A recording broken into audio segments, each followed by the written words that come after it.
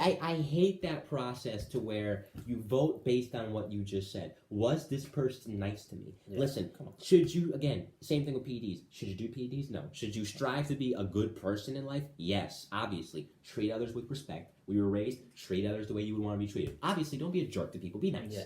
But that being said, the Hall of Fame, it's not about were you a good person or not. It's about were you a good player. I'm about to say, Ty Cobb's in the Hall of Fame. And I've said this to you before off the air. Ty Cobb, by all accounts, was a despicable human being. Ty Cobb was a racist. Ty Cobb is a well-known racist. He was an awful person. Yeah. But he was a heck of a ball player. And where is he? In the Hall of Fame. He should be there. He's an awful human being, or was. He's long dead. Yeah. But, you know, he was a tremendous ball player. It's not, I mean, that's the thing I don't understand. I mean, Harold Baines. Nothing against Harold Baines, who by all accounts was a nice man. That's why he's in the Hall of Fame. He was a nice. It says it on his plaque. He was a wonderful person in the game. Meanwhile, Kenny Lofton, who I'm not saying Kenny Lofton was a bad guy or anything. Kenny Lofton's not in the Hall of Fame, folks. Think about that. John Olerud's not in the Hall of Fame, folks. Those guys, Kenny Lofton, who only hit 297 for his career, and is one of the greatest defensive players the game has ever seen. He's not in the Hall of Fame. Keith Hernandez, who's one of the greatest defensive players the game has ever seen, and a heck of a hitter to match, who hit 290 for his career. He's not in the Hall of Fame. Harold Baines, think about that, folks. Harold Baines has a plaque in Cooperstown. Kenny Lofton, John Olerud, Fred McGriff, Jim Edmonds does not.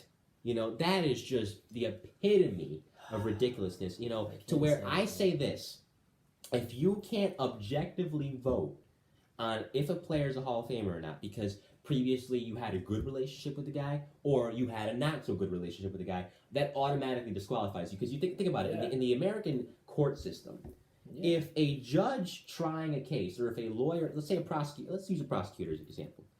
If a prosecutor is on a case and they find out they have some sort of prior connection to the person that they're prosecuting that may impair their judgment, that prosecutor is obligated to recuse himself or herself from that case. Same thing with the judge. If they have some sort of a bias either for that person or against that person, they have to recuse themselves because that person's not going to get a fair shot otherwise.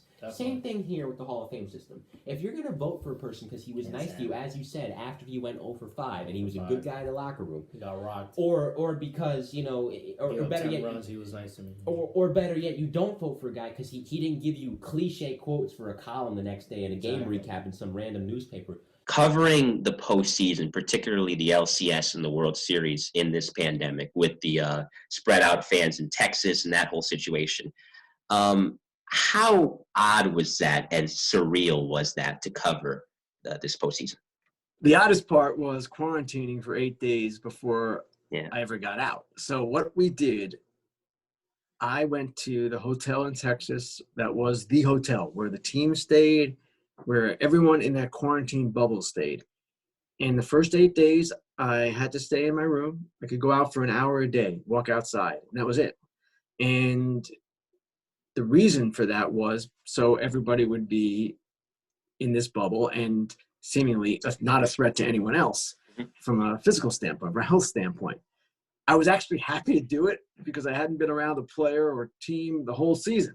We hadn't been close to them. We'd just been doing Zoom calls. And this was my way of getting back on the field, back to being in a position to interview players, socially distanced with masks. But that was at least much better than before. So that part of it, I guess, was the strangest. And just the lack of freedom overall inside that bubble. You really couldn't do much except hotel, ballpark, hotel. It was kind of weird. The meals were given to you and that whole deal. But covering the games themselves, that was normal. The games were fun. And when the fans got there for the LCS, they weren't there for the division series, then it became even more normal. So until that last night, when Justin Turner tested positive, things went pretty smoothly. Were you in the press box for the flip play? Please tell me what the reaction was live in the press box when that happened. I know you guys are objective. I know you guys aren't supposed to root, but that was such an iconic play. So when that happened and you guys were sitting in the press box, like, take me through that moment. Yeah, it's utter confusion, Mike. I mean, it's basically like, what the hell just happened? Because Shane Spencer's throw comes in, a terrible throw, big lollipop, goes in the middle of nowhere, and so you're watching the ball, you're watching Jeremy Giambi, and all of a sudden, the ump signals out, and like, what just happened? I had to watch the replay to realize that it was Gio. I mean, it was just such a crazy play. And then, then of course we're like, whoa, what a play, but you're talking about in real time. Yeah. I know I was not alone in just trying to figure out what the heck just happened. And I was covering the Rangers, so I was covering it when Messier made his will win guarantee, his guarantee. And, and I have to tell you this, that when he said it, it's not as if he made a proclamation. It's not as if he went to his locker, stood up and said, guys, I have an announcement to make. We're going to win tomorrow night. It was in the course of conversation. We're going to win. We're going to win. And I didn't lead with it. I know I didn't. I think I put it in the fourth or fifth graph. But the back page was, yes, we'll win tonight. It is the most famous back page in our history. You see it all the time. Captain Courageous. Yep. We'll win tonight. And the second plane crashed into the towers. And the captain of my company was Freddie LaFemina at the time, and he's been on the Getting Salty podcast a couple of times too. Yep. And he was like, "We just get taken upon ourselves to go. We'll go when they send us to go because we still have to cover the rest of the city." We had a couple other responses in the meantime. We went to a bomb square on an elevated subway line, and we were there for 40 minutes until the cops cleared the suspicious package. And that's probably what kept us alive because we weren't dispatched because we were at a different alarm. We had another incident. And then when we got back to quarters, that's when the first tower collapsed. Then we said, "Oh wow, this is really bad." And I told everybody, I said, "Call your families, tell me you love them. This is going to be really bad today." And a lot of guys did. And then the second tower collapsed, and then we were sent. Then we were dispatched to the World Trade Center. And when I got there, I was thinking, this is surreal. I never saw myself being in this position. It looked like war. The entire block was on fire, burning cars, people screaming on the radio, mayhem, total mayhem. I was the last one, because since I was driving the fire truck, I was sort of the last one to leave. And as I was gearing up, I heard the dispatcher calling for any chief on the west side of the building to get in contact with him and take command. And I run down the block, and you're looking for something, like what to do, but there's so much you don't know where to start. And I saw a battalion chief, and I said, "Hey, chief, the dispatcher's called for somebody over on this side of the building to take command of the fire." But this guy just looked at me, and he looked right through me, and I could think of the Civil War term for like shell shocked was seeing an elephant. And I said, that guy saw the elephant. He's not helping anybody today. I always had very good friends in the press. I was very lucky. And John Miller was a reporter for Channel 4, NBC News Local in New York City at the time when I was in plain clothes. And we crossed paths on a couple of occasions at various crime scenes. And as a matter of fact, John Miller, you recall, if you look at any of the documentaries involving John Gotti and his trials, John Miller was the only reporter that could stick a microphone in John Gotti's face and he would talk to him. It's an amazing thing. John Miller's father was an old-time reporter, with the press card in the hat, like you see in the 1930s movies. Mm-hmm. So John Miller grew up at his father's foot, learning the trade, plying the trade. He was a good reporter, knew how to get information. He was on Nightly News with Peter Jennings for many years. And to his credit, he's the only Westerner that ever interviewed Osama bin Laden. Yeah, 1998, I believe. Yeah, he wrote a book on it. Really good reporter. Oh, one of the best. And I got to admit, and he'll admit too, huge cop buff. He would come around and he had an old, police car that he had bought. It had all the antennas on it. It was all blacked out windows. He had the scanners so he could listen to the police radios and all the different divisions, so he could respond to like jobs in progress to get the story, to get the scoop on the story. So sometimes he would come around and he'd do ride-arounds with us. He had his own bulletproof vest. He even had a carry permit. You know, he had his own bulletproof vest, and we were like, "Can we use your car? Because your car's a lot nicer than the crap we got." You know, it segues into the best job I ever responded to. Was the Miracle on the Hudson, and we got called there. They said a plane crashed on the Hudson. There's going to be a lot of dead people. So we get there, and as we walked into the hangar, we're hearing no one died, everyone lived. And I'm like, wow, that's amazing. And I met Captain Sullenberger. And I walked up to him and I said, Captain Sullenberger, I said, I'm Sergeant Cannon from Manhattan North Homicide Squad. And he looks at me and he says, I've heard of you. And I said, you have? He goes, yeah. He goes, aren't you the guy who shot those birds at Fresh Kills? And of course, everyone laughs. And he said, I could have used you at LaGuardia because that's how it went down, you know. And then the second part of the joke was, our job was to account for every single person on that plane. And we did, but we were missing one guy. So I grabbed one of my detectives. I said, give him a call at home. So he calls the guy, and the guy answers the phone. He says, hello? And he says, hey, dude, were you just on that plane that crashed on the Hudson? He goes, yeah. He goes, you just went home? You didn't tell anyone? He goes, you know, there's scuba divers and ice cold water looking for you right now? And the guy says, tell them they can get out of the water. I'm okay.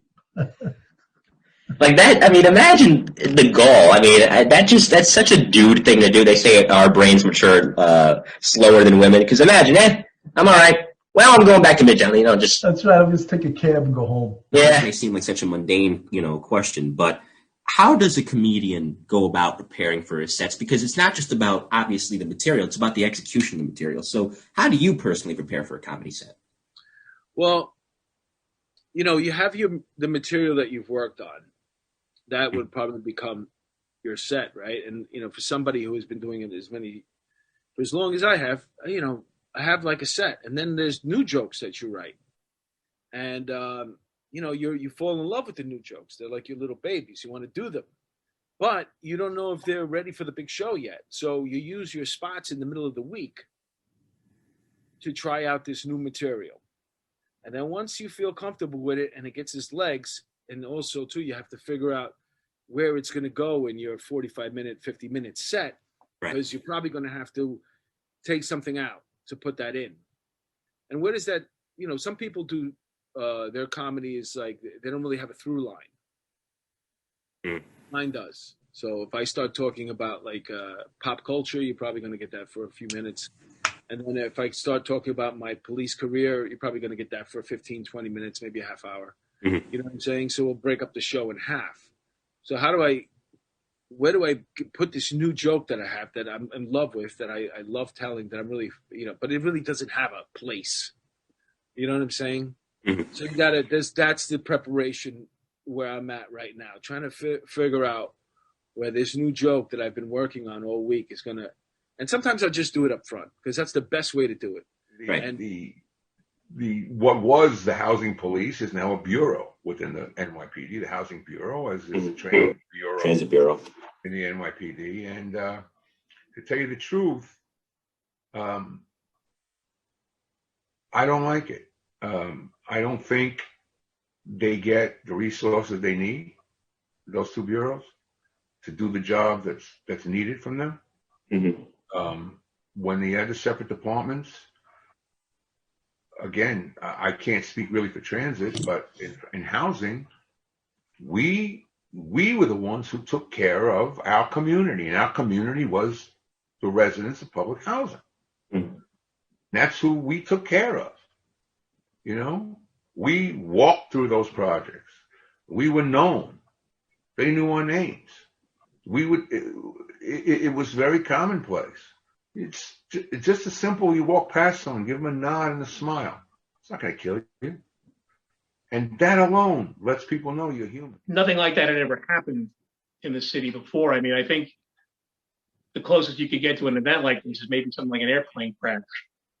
where you've got multiple victims.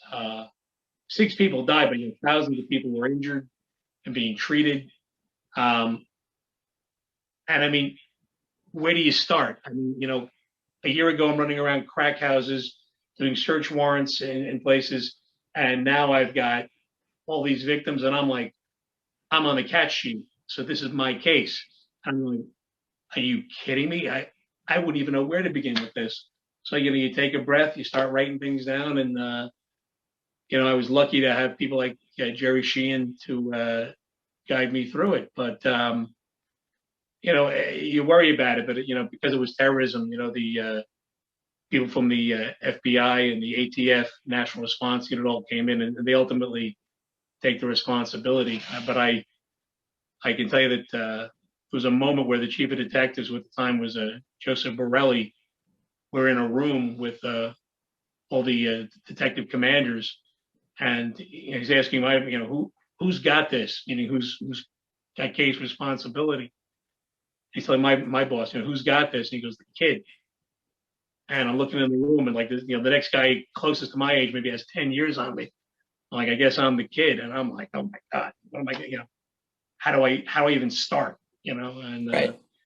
my lieutenant's like, don't worry about it. The FBI is going to come in the room in a minute and take it away from you. So you got to do a lot of work on it and learn a lot, But I always said, my running joke with it is, did I work on it? Yeah, I made the coffee. Trying to effect the takeover of a violent neighborhood, and you're trying to get it back from bad people like drug dealers, gun dealers, whatever the case may be. Interaction with the community is important. So I got to ask you, what is your take on community policing and how it could be implemented post-pandemic? Yeah, well, so it's all in the definition, Mike. What you call community policing, someone else might call neighborhood policing. Someone else might call it, something else. I thought we were doing community policing back in the 90s when I was chief. We didn't call it that, but we made it, in effect, a community policing operation. What do I mean?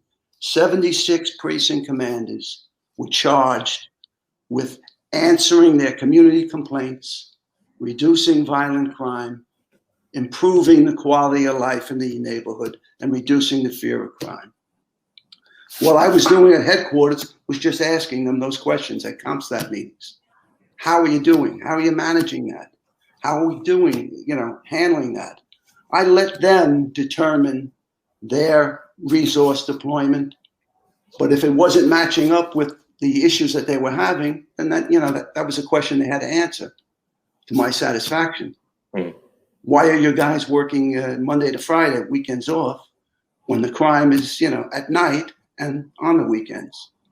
So after, a little bit of growing pains, most folks got that message.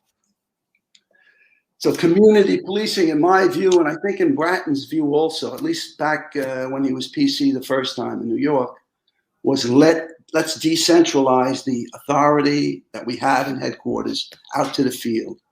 Those captains, men and women, are the closest ones to the issues.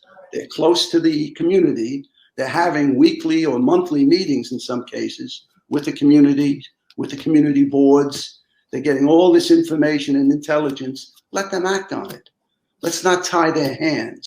You're still an officer when the Lisa Steinberg case comes around. I was a white shield then, right? Because I remember Joe Steinberg making reference to me being a white shield at that time. Yep, and when you had him in the interrogation room. So for my listeners that don't know what this case was, do you mind explaining this? Yeah, the Steinberg case was a case involving a lawyer that lived in Manhattan, like on 10th Street, who got an illegal adoption of 2 children. And his wife was Hedda Nussbaum. She was a writer at the time when he met her. And she was an abused woman, and the kids were also abused. Lisa Steinberg died from head injuries, that she sustained from Joe Steinberg, who was her illegally adopted father, who was a lawyer, a cokehead, a piece of crap, because he wound up hurting her to the point that she had a brain hemorrhage and she wound up dying. That was a really big case in New York at the time, and the reason why was back back then when I was a cop in the early 80s, like any domestic incident involving a family, like nothing happened. Like, the guy would just get thrown out of the house, but he'd be able to come back. There was really no rules about men beating up women. There was really no way of reporting child abuse cases, and Lisa Steinberg's case kind of like opened the door to ACS having what they call a prompt response. ACS is child welfare, Administrative for Children's Services. It was the child welfare unit back then. So it opened up a lot of doors on reporting child abuse cases. There was mandatory reporters then set up, like schools are mandatory reporters, doctors are mandatory reporters, and also then things changed with women.